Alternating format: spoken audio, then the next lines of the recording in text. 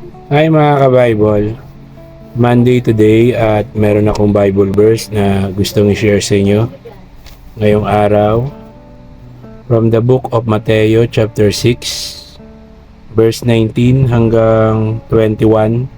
So ito yung mababasa natin. In the book of Mateo chapter 6 verse 19 hanggang 21, so ito yung mababasa natin. Ang kayamanan sa langit.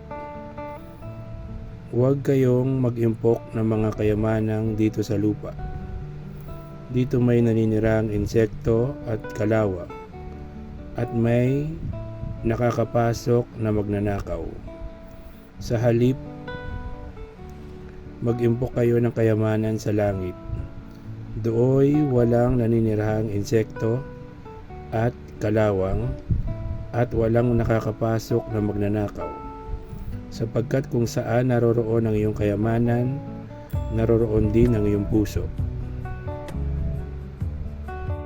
So, yun po yung mensahe sa atin ngayong araw ng Mateo chapter 6, verse 19 hanggang 21.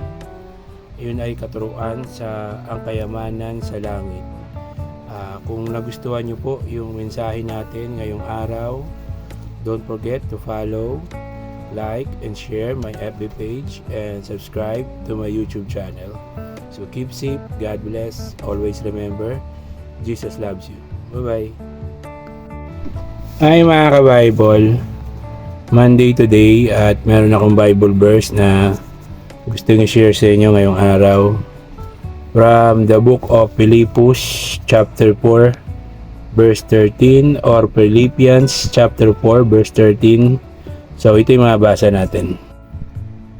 Sa aklat ng Philippians chapter 4 verse 13, so ito yung mababasa natin.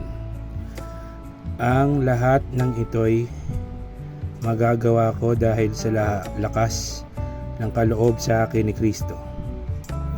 Ang lahat ng ito'y magagawa ko dahil sa lakas ng kaloob sa akin ni Kristo.